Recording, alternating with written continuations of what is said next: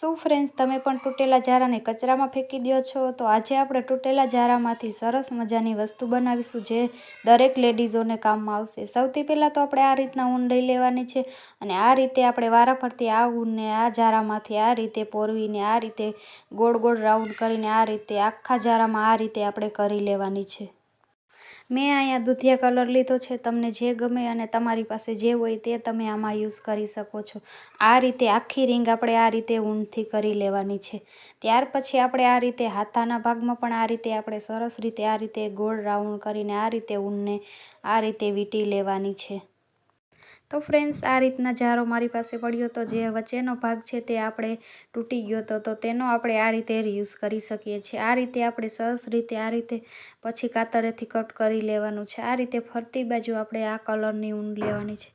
પછી આપણે આમાં દાંડલાના ભાગમાં પણ આપણે સરસ રીતે આ રીતે ગુલાબી કલરની ઊન લેવાની છે. તમારી પાસે જે પણ હોય તે તમે આ ઊન લઈ શકો છો. આ રીતે આપણે હૂકમાં ઊન પોરવીને આ રીતે આપણે ફરતી બાજુ વીંટી લેવાની છે. સરસ રીતે આ રીતે ગોળ રાઉન્ડમાં આ રીતે પોરવી લેવાની છે.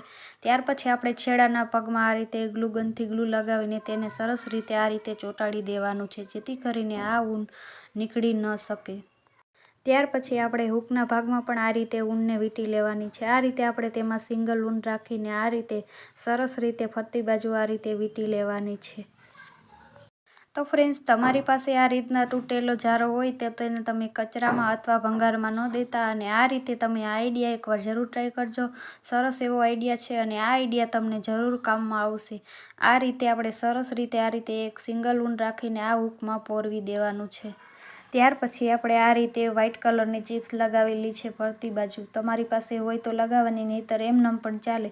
ત્યાર પછી આપણે આ રીતે ગુલાબી કલરની ઊન લઈને આ રીતે ફરતી બાજુ આ રીતે ગોળ રાઉન્ડ કરીને આ રીતે વચ્ચેથી આ રીતે ઊન લગાવીને આ રીતે સરસ એવા ફ્લાવર બનાવી લેવાના છે. આ રીતે 2 થી 3 ફ્લાવર બનાવી લેવાના છે.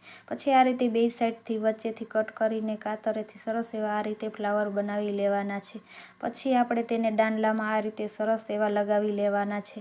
આ રીતે વ્હાઇટ કોનથી સરસ એવા લગાવી લેવાના છે.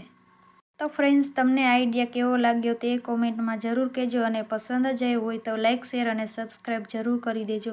આ રીતે સરસ એવા ફ્લાવર 3 લગાવી લેવાના છે. ત્યાર પછી આપણે આ રીતે દાંડલાના ભાગમાં પણ આ રીતે સરસ એવા આ રીતના કાચ લગાવી લેવાના છે.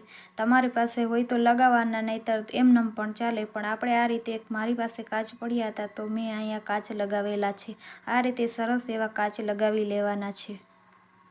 તો ફ્રેન્ડ્સ, તમને આ આઈડિયા જરા પણ યુઝફુલ લાગ્યો હોય તો ચેનલને સબસ્ક્રાઈબ જરૂર કરી દેજો અને તમારા ફ્રેન્ડ્સ ફેમિલી મેમ્બરમાં જરૂર ને જરૂર શેર કરજો. આ રીતે સરસ એવા આ રીતે કાચ લગાવી લેવાના છે. તો ફ્રેન્ડ્સ, તમે વિચારી રહ્યા છો કે આ ઝારાનો શું રીયુઝ થઈ શકે? તો આપણે આ રીતે શોપીસ તરીકે પણ આપણે આને યુઝ કરી શકીએ અથવા તો કોઈ પણ જગ્યાએ નેપકિન ટીંગાડવાનું ન હોય તો તેમાં પણ આપણે આ રીતના તેમાં યુઝ કરી શકીએ. ત્યાર પછી આપણે ભાડાના મકાનમાં કોઈ પણ જગ્યાએ કોઈ રહેતા હોય તો તેમાં નેપકિન ટીંગાડવાની સુવિધા ન હોય તો તેમાં પણ આપણે આ રીતના યુઝ કરી શકીએ છીએ અને સરસ એવો આઈડિયા છે. એકવાર તમે જરૂર ટ્રાય કરજો. તો ફ્રેન્ડ્સ, કોઈને એવું લાગશે જ નહીં કે આ વસ્તુ આપણે ઝારામાંથી બનાવેલી છે અને આ રીતે સરસ રીતે આ ઝારાનો રીયુઝ થઈ શકશે. અને આપણે આ રીતનો ઝારો હોય તો તેને આપણે કચરામાં ફેંકી દેતા હોય, પણ આનો પણ સરસ રીતે રીયુઝ થઈ શકે. તો તમે જોઈ શકો છો ફ્રેન્ડ્સ, આપણે આમાં નેપકિન પણ ટીંગાડી શકીએ છીએ.